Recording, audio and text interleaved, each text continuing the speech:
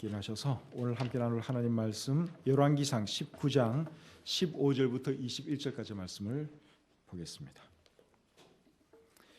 열왕기상 19장 15절부터 21절까지의 말씀입니다.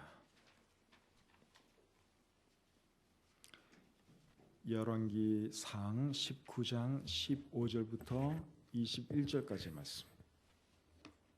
찾으셨으면 저하고 여러분들하고 한 절씩 교독하겠습니다.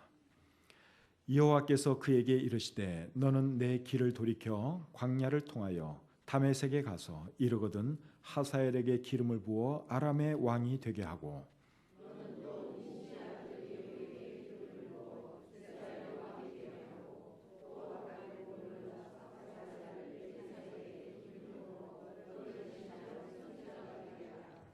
하사엘의 칼을 피하는 자를 예후가 죽일 것이요 예후의 칼을 피하는 자를 엘리사가 죽이리라.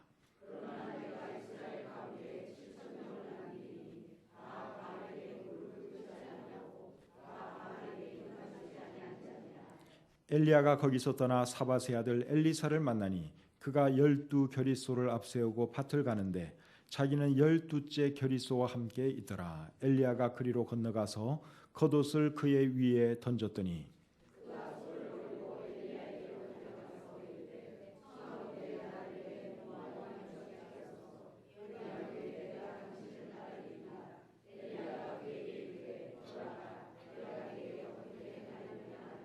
다 같이요. 엘리사가 그를 떠나 돌아가서 한 겨리 소를 가져다가 잡고 소의 기구를 불살라 그 고기를 삶아 백성에게 주어 먹게 하고 일어나 엘리야를 따르며 수종 들었더라. 아멘. 잠시 기도하겠습니다. 하나님 아버지, 오늘도 저희들에게 귀한 수요 예배를 허락해 주시고 이 시간 마음을 다해 하나님을 찬양하며 또 하나님께 간절히 기도하고 또 특별히 이 시간에는 하나님의 말씀을 나눌 수 있는 귀한 시간 주신 것 감사합니다. 하나님, 우리가 하나님께 드린 기도 하나님께서 들어주시고 응답해 주심으로 우리나라에 좋은 대통령이 세워지게 도와주시고 우리 교회가 부흥하게 도와주시고 또 우리 성도님들이 건강을 회복하고 또 이 자리에 나와서 우리와 함께 주님을 예배할 수 있도록 주님 도와주시옵소서. 연로하신 분들이 우리에게 많이 계십니다. 연로하시지만 그들 마음속에 구원의 확신이 분명하게 있도록 도와주시고 또 천국에 대한 소망이 날로 더 확실해지고 더 강해질 수 있도록 하나님 축복해 주시옵소서. 이 시간 부족한 종이 하나님 말씀을 들고 섰습니다. 부족한 것은 감추어 주시고 하나님의 말씀의 능력이 놀랍게 나타나게 해 주시옵소서. 모든 것 감사드리며 예수님의 이름으로 기도드립니다. 아멘. 자리에 앉겠습니다.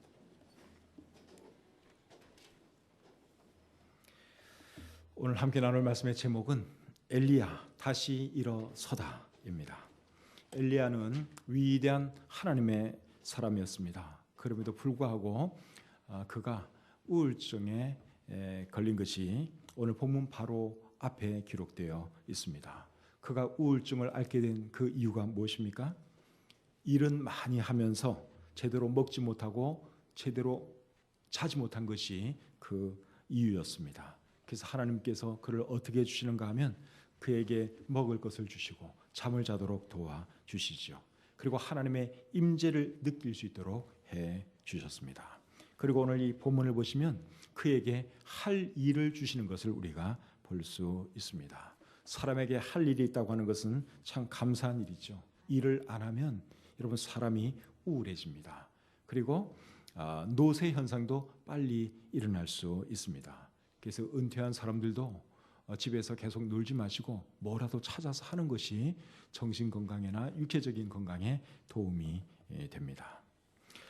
그런데 엘리야가 우울증에 빠지게 된 이유 중에는 또 어떤 것이 있었는가 하면 나는 이제 할 만큼 했다. 내가 할 일은 이제 다 했다 하는 그 생각이 그 이유 중에 하나였다고 생각이 됩니다. 그래서 하나님께서 그에게 할 일을 주시죠. 어떤 할 일을 주셨습니까? 오늘 이 본문에 보시면 세 가지 할 일을 주셨습니다. 첫째는 하사엘에게 기름을 부어 아람의 왕이 되게 하라는 일을 주셨고, 두 번째로는 님시 아들 예후에게 기름을 부어 이스라엘의 왕이 되게 하라는 일을 주셨습니다. 그리고 세 번째는 엘리사에게 기름을 부어 자기의 후임 선지자가 되게 하라는 일을 주셨지요. 근데 이 세 가지 일을 하라고 주신 이유는 방금 말씀드린 것처럼 엘리야로 하여금 우울증에서 벗어나도록 하기 위한 것이 첫 번째고, 두 번째는 지친 엘리야에게 조력자를 주시고 그리고 그의 후임자를 세우는 것이 두 번째 이유였다고 할 수 있습니다. 그리고 세 번째는 바알의 숭배자들과 그리고 아합 왕의 집안을 심판하시기 위해서 하나님께서는 엘리야에게 방금 말씀하신 그 세 가지 일을 하게 하신 것입니다. 17절과 18절 말씀 한번 보겠습니다.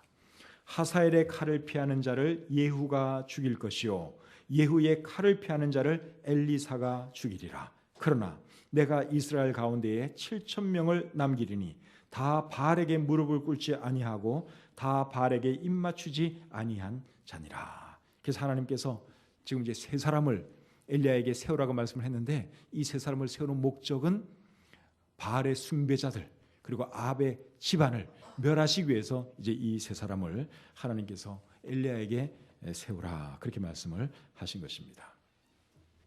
근데 이 세 가지 일 중에서 엘리야 선지자는 마지막 그 한 가지 일만 하고 앞에 두 가지 일은 엘리야 선지자가 하는 것이 아니라 엘리야의 후임자 엘리사 선지자가 하게 됩니다. 그럼 먼저 엘리사가 이제 엘리야의 후임으로 엘리사 선지자가 세움을 받게 되는데, 그 사람이 아사엘에게 기름을 붓고 또 아람의 왕이 되게 하는 그 장면을 먼저 보도록 하겠습니다. 열왕기하 8장 7절부터 13절 한번 보겠습니다.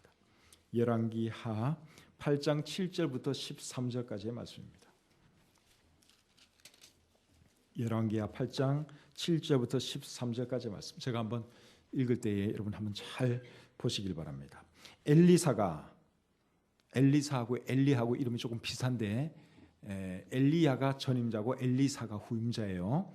엘리사가 다메섹에 갔을 때에 아람 왕 베나닷이 병들었더니 왕에게 들리기를 이르되 하나님의 사람이 여기 이르렀나이다 하니 왕이 하사엘에게 이르되 너는 손에 예물을 가지고 가서 하나님의 사람을 맞이하고 내가 이 병에서 살아나겠는지 그를 통하여 여호와께 물으라.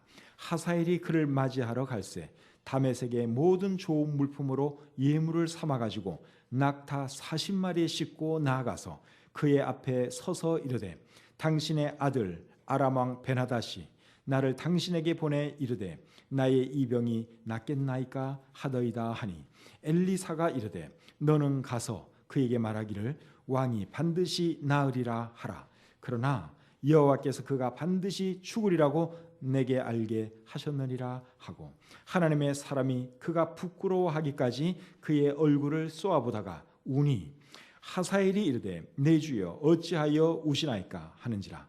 대답하되 네가 이스라엘 자손에게 행할 모든 악을 내가 알미라. 네가 그들의 성에 불을 지르며 장정을 칼로 죽이며 어린아이를 맺히며 아이벤 부녀를 가르리라 하니 하사엘이 이르되 당신의 개 같은 종이 무엇이기에 이런 큰 일을 행하오리까 하더라. 엘리사가 대답하되 여호와께서 네가 아람 왕이 될 것을 내게 알게 하셨느니라 하더라. 자, 여기 보시면 당시 아람의 왕은 누구였는가 하면 베나닷이었습니다. 아람은 오늘날의 시리아예요. 그 당시 왕이 베나닷 왕이고 그리고 하사엘은 그의 신하입니다. 그런데 이 베나닷 왕이 병이 들었죠. 그래서 자기 신하 하사엘을 엘리사에게 보내서 내가 죽을 것인지 살 것인지 좀 알아오라고 명령을 내립니다. 그렇게 해서 엘리사 선지자와 그다음에 그가 이제 기름 부어 왕으로 만들 하사엘이 자연스럽게 만나게 되지요. 그리고 두 사람이 만난 자리에서 엘리사가 이제 하나님의 뜻을 전합니다. 하나님이 당신을 이제 왕으로 세우실 것이요, 그렇게 말을 하고 오늘 본문에 뭐 기름 붓는 그런 내용은 없지만 기름도 부었으리라 생각이 됩니다. 그런데 이 엘리사 선지자가 하사엘을 보면서 울었다 그랬어요. 이제 그 말을 해주고 나서 울었다고 여기 말씀을 하고 있습니다. 왜 울었는가 하면 하사엘이 아람의 왕이 되면 자기 백성 이스라엘 백성이 큰 고통을 당할 것이기 때문에 이 사람이 자기 백성 이스라엘에게 악을 행할 것이기 때문에 여기 울었다고 기록을 하고 있습니다. 근데 이거는 어쩔 수가 없는 일이에요. 왜냐하면 이스라엘이 우상 숭배를 했죠. 그리고 아합의 집안이 악한 일을 했죠. 그래서 하나님께서는 이제 하사엘을 아람의 왕이 되게 해서 이스라엘을 치고 아람의 집을 치는 이제 그 일을 하게 하시는 것입니다. 그러나 어쨌든 이스라엘 국민의 한 사람으로서 이제 자기 국민에게 임할 그런 고통을 생각하니까 너무 마음이 아픈 거지요. 그래서 하나님께서는 당신을 아람의 왕이 되게 하실 것입니다. 그 말을 전하고 나서 이제 우는 거죠. 자기 민족을 생각하면 또 너무너무 마음이 아프니까. 근데 여러분, 여기서 하나님의 선지자가 이방 나라의 왕이 될 사람에게 기름 붓는 것이 조금 이상하게 생각되지 않습니까? 이스라엘 왕이 될 사람에게 기름 붓는 것은 우리가 당연하게 이해를 합니다. 그런데 아람의 왕이 될 사람에게 지금 하나님의 사람 엘리사가 기름을 붓는 그런 내용이 오늘 이 본문에 여기 기록되어 있습니다. 그런데 잘 생각해 보면 뭐 전혀 이상할 것도 없습니다. 왜냐하면 이방 나라의 왕을 세우는 분도 결국은 누구십니까? 하나님이시죠. 이스라엘의 왕만 하나님이 세우는 것이 아니라 이스라엘 주변에 있는 모든 이방 나라의 왕도 누가 세우느냐? 하나님이 세우는 것입니다. 잠언 다니엘서 4장 24절 25절 말씀을 한번 찾아보겠습니다. 다니엘서 4장 24절 25절입니다. 다니엘서 4장 24절 25절 같이 한번 읽겠습니다. 시작. 왕이여 그 해석은 이러하니이다. 곧 지극히 높으신 이가 명령하신 것이 내주 왕에게 미칠 것이라. 왕이 사람에게서 쫓겨나서 들짐승과 함께 살며 소처럼 풀을 먹으며 하늘 이슬에 젖을 것이요 이와 같이 7대를 지낼 것이라. 그때에 지극히 높으신 이가 사람의 나라를 다스리시며 자기의 뜻대로 그것을 누구에게든지 주시는 줄을 아시리이다. 자, 이 말씀은 바벨론의 포로로 끌려간 다니엘이 바벨론의 왕 느부갓네살 왕에게 하는 말씀이에요. 근데 마지막 부분에 이렇게 말을 합니다. 지극히 높으신 이가, 하나님이죠. 지극히 높으신 이가 사람의 나라를 다스리시며 자기의 뜻대로 그것을 누구에게든지 주시는 줄을 아시리다. 하나님께서 뜻하신 사람이 각 나라의 왕이 되도록 하신다. 그러한 말씀이죠. 그래서 모든 나라의 왕이건 대통령이건 통치자건 누가 세우느냐? 그거는 하나님께서 세우는 것입니다. 로마서 13장 1절에도 그런 말씀이 있죠. 각 사람은 위에 있는 권세들에게 복종하라.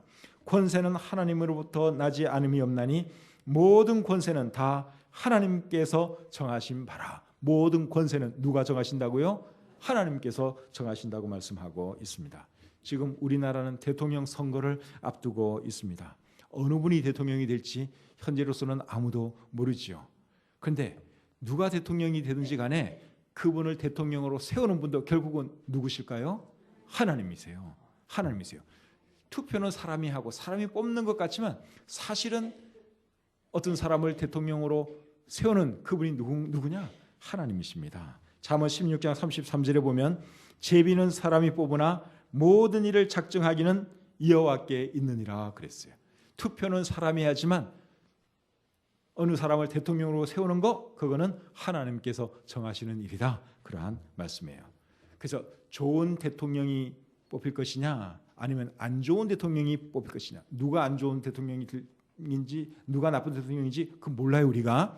근데 좋은 대통령이 될 수도 있고 안 좋은 대통령이 될 수도 있는 거예요. 근데 그거를 누가 결정하느냐? 그것도 하나님이 결정하는 거예요. 뭘 보고 결정하는 줄 아십니까?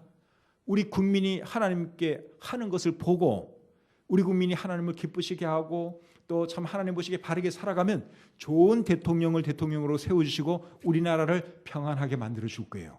그런데 우리 국민이 하나님 뜻에 거역하고 하나님께 불순종하고 우상 숭배하고 그러면 안 좋은 사람을 대통령으로 삼아가지고 우리나라를 혼란하게 만들 수도 있고 어려움 중에 빠뜨릴 수도 있다 이거예요.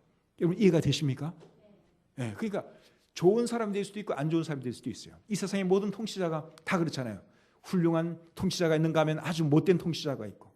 근데 그것도 결국은 다 하나님이 하시는 거예요. 뭘 보고 어떤 나라에는 좋은 통치자, 어떤 나라에는 나쁜 통치자를 세우느냐?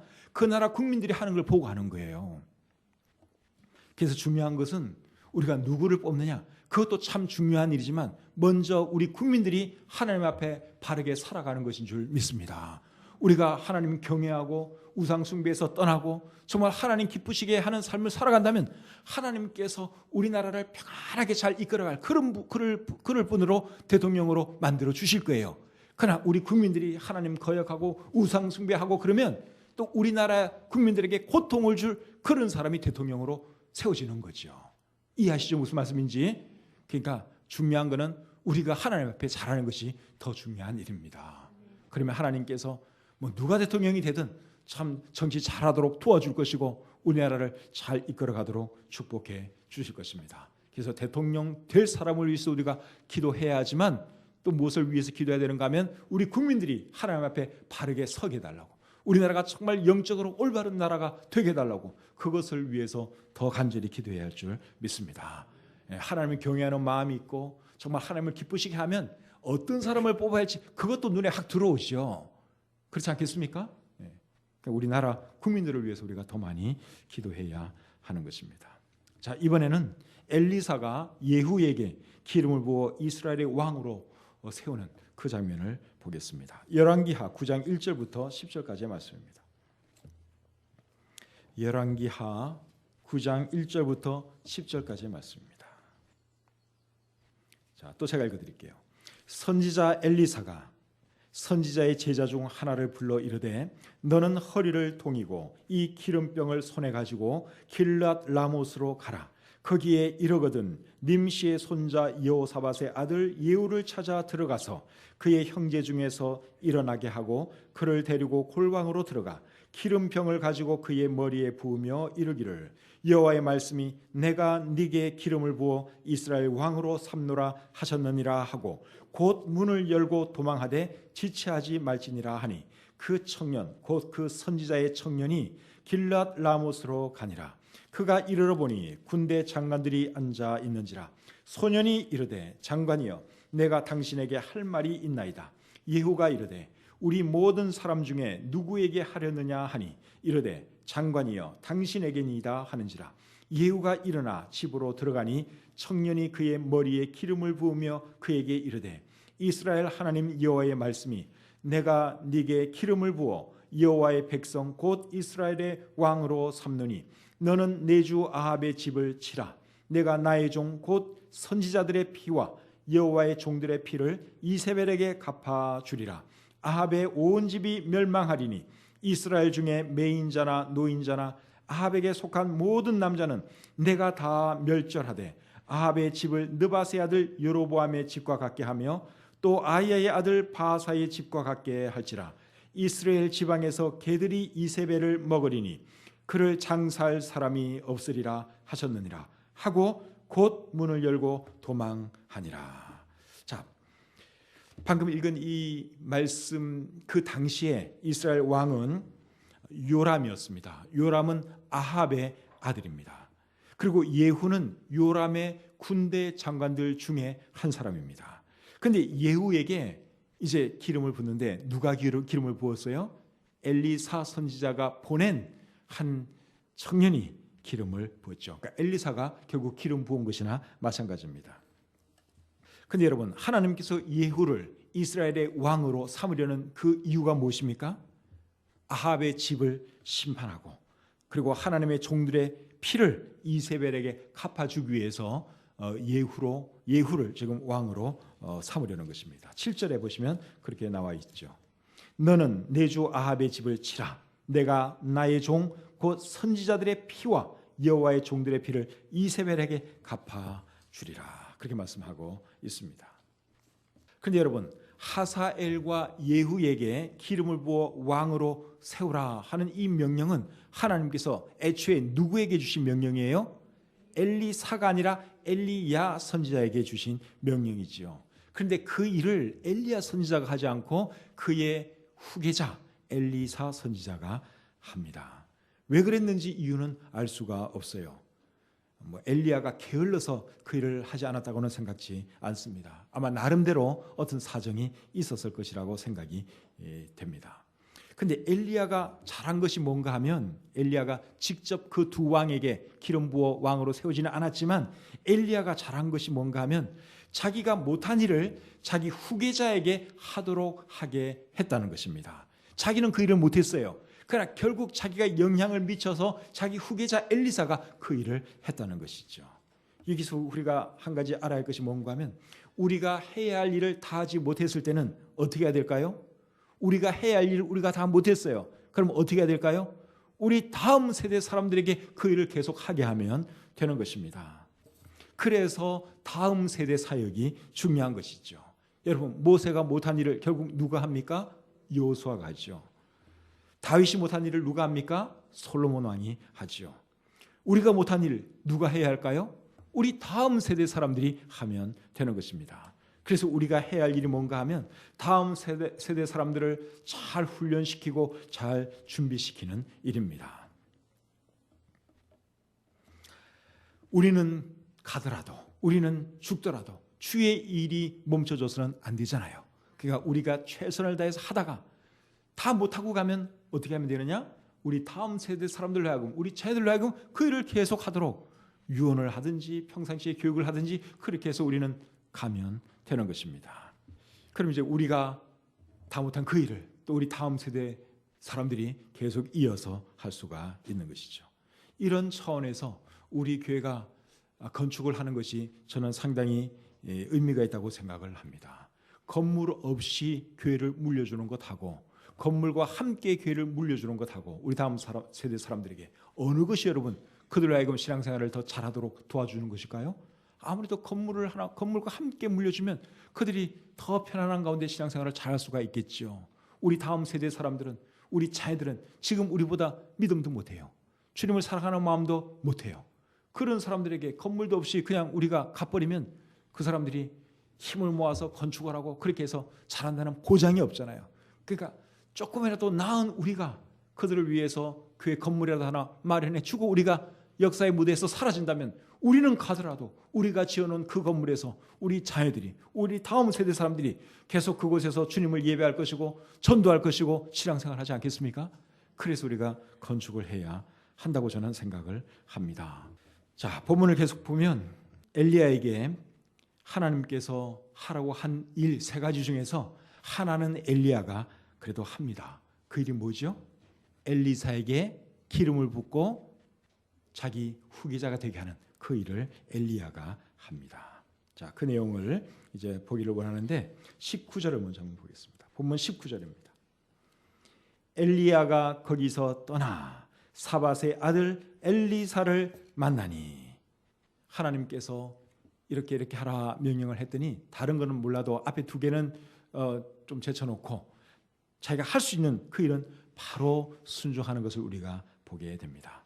하사엘에게 기름을 부어 아람의 왕이 되게 하고 예후에게 기름을 부어 이스라엘의 왕이 되게 하는 것은 어쩌면 그에게 조금 어려운 일이었는지도 모르겠어요. 그래서 그거는 일단 제쳐놓고 자기가 할 수 있는 거 그거부터 하는데 그 일이 뭡니까? 엘리사라는 사람을 찾아서 그에게 기름을 붓고 자기 후계자로 삼는 일이었습니다. 이런 거 보면 엘리야가 하나님 말씀에 순종을 잘하는 사람인 것을 우리가 보게 됩니다. 하나님께서 엘리야에게 사르밧으로 가서 과부의 집에서 지내라 이렇게 명령하니까 한 번도 가본 적도 없고 만나본 적도 없는 그 사람을 또 찾으러 가잖아요. 그렇게 순종을 잘하는 사람이 엘리야 선지자입니다.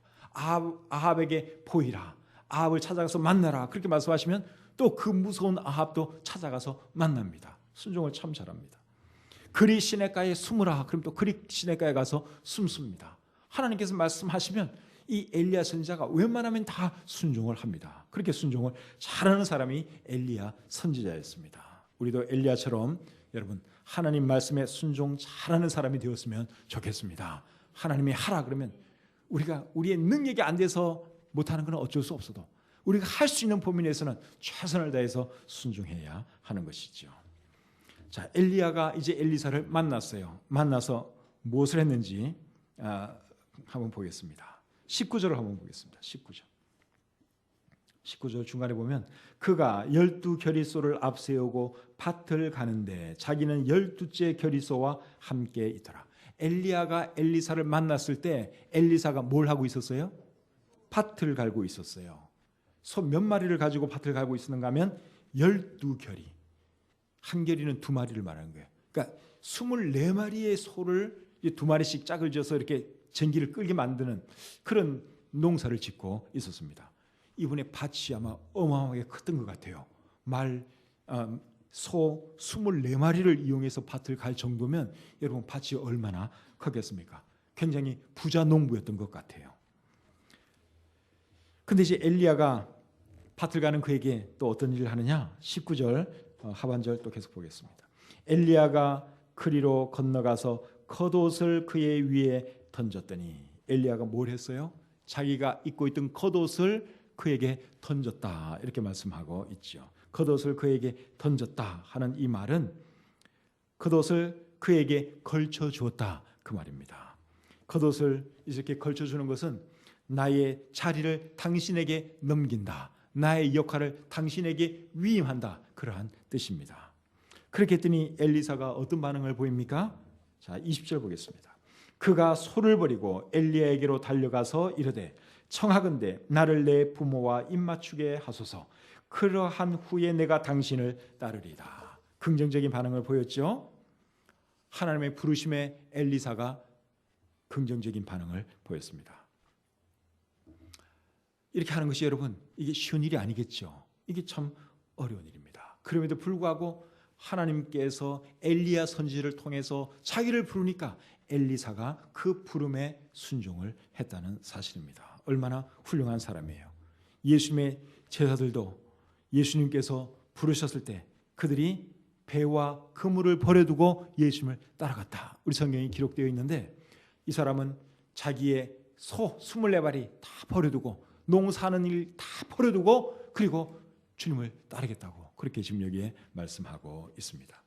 하나님의 일을 하는 사람들은 이래야 한다고 믿습니다. 하나님께서 부르시면 네, 하나님, 내가 당신의 부름에 순종하겠습니다, 이렇게 응답하는 사람만이 하나님의 일꾼이 될 자격이 있는 거예요. 글쎄, 하나님 생각 좀 해보고요. 그런 사람은 하나님의 일할 자격이 없어요. 하나님께서 부르면 바로 응답할 줄 아는 그런 사람이라야 되는 것이죠. 근데 여러분, 하나님은 사람을 부르실 때 놀고 있는 사람을 안 부르시고 항상 일하고 있는 사람을 부르시는 것 같습니다.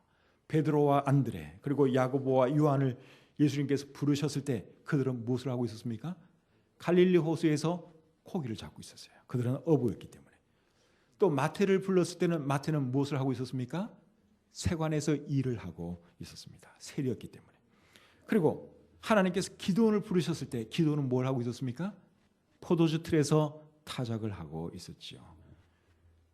이스라엘의 초대왕 사울을 하나님께서 왕으로 세우기 원하셨을 때 그는 무엇을 하고 있었습니까?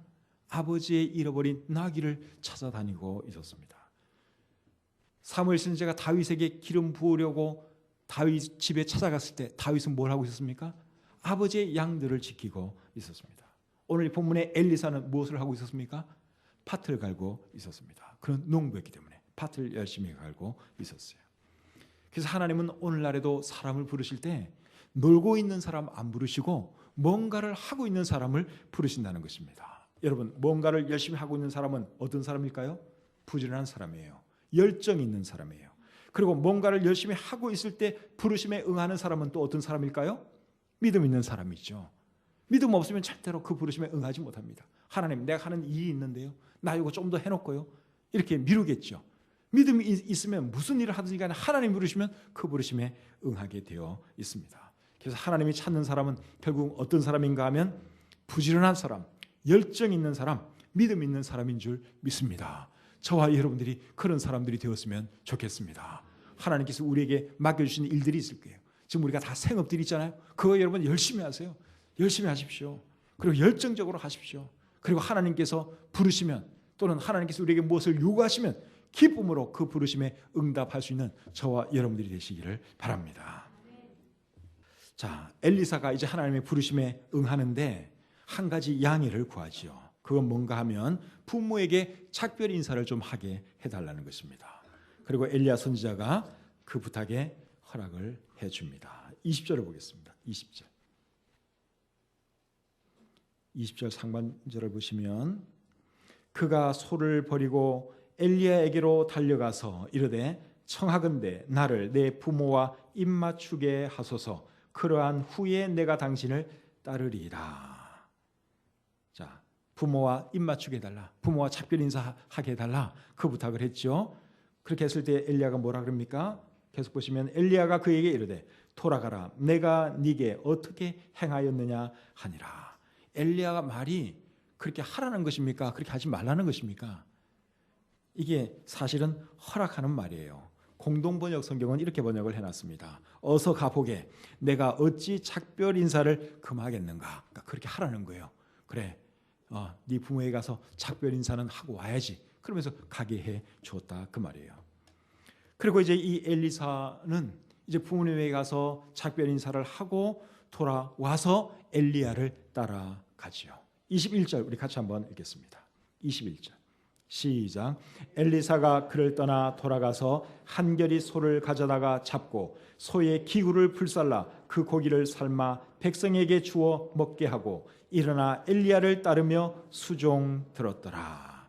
자, 이제 엘리야를 따르는데 그 전에 이 사람이 뭘 하는가 하면 한결이 소를 잡고 소의 기구를 불태웠다고 여기 말씀하고 있습니다. 그리고 소의 고기를 사람들에게 나누어 줬다고 말씀하고 있죠. 이렇게 하는 그 의미가 뭐겠습니까? 자신의 소명과 각오를 이제 사람들에게 나타내 보이는 것이죠. 계시는 거 보면 엘리사가 참 대단한 사람이에요. 하나님의 일 안 하고 부자 농부로 살면 편안하게 살 수 있는데 하나님께서 부르니까 그 길이 어떤 길인지도 모르고 그냥 이 사람이 순종하는 걸 볼 때 이분은 대단한 믿음의 사람임에 틀림이 없습니다. 그리고 하나님께 순종했을 때 하나님은 그를 귀하게 사용해 주시는 것을 우리가 열왕기 하 말씀을 읽어보시면 여러분들이 자세하게 보실 수 있습니다. 사랑하는 성도님 여러분, 우리도 엘리야와 같이 이런 사람이 되었으면 좋겠습니다. 믿음 있는 사람, 하나님이 부르면 내가 하나님의 부름에 순종하겠습니다. 이렇게 대답할 수 있는 사람. 또 하나님께서 우리의 무엇을 요구하면 제 것은 다 하나님의 것입니다. 하나님께서 제게 주신 것이니 제가 하나님을 위해서 기꺼이 사용하겠습니다. 이렇게 순종할 수 있는 그런 믿음의 사람. 그런 사람들이 다 되셔서 정말 하나님께 귀하게 쓰임받았으면 좋겠습니다. 혹시 여러분 중에 우울한 분 계십니까? 낙심 중에 있는 분 계십니까? 그런 분 계시면 할 일을 찾으세요. 오늘 본문에서 하나님께서 엘리야 선지자에게 3가지 사명을 주신 이유 중에 하나가 뭔가 하면 이 사람 우울증 치료해 주려고 그렇게 한 거예요. 아무것도 안 하고 가만히 있으면 우울증 여러분 안 낫습니다. 그러나 뭔가 일을 찾아서 하다 보면 우울증이 온데간데 없이 사라져요. 그래서 우울증 앓고 있는 분, 또 우울한 분, 굉장히 낙심되어 있는 이런 분 계시면 여러분 하나님께서 엘리야에게 하신 그 방법을 여러분 스스로 한번 해보시기 바랍니다. 일을 찾아서 하다 보면 정신도 건강해지고 육체도 건강해지고 병도 나을 수 있습니다. 그리고 하나님께서 부르시고 있는 분이 있으면 엘리사가 응답한 것처럼 여러분들도 응답할 수 있기를 바랍니다.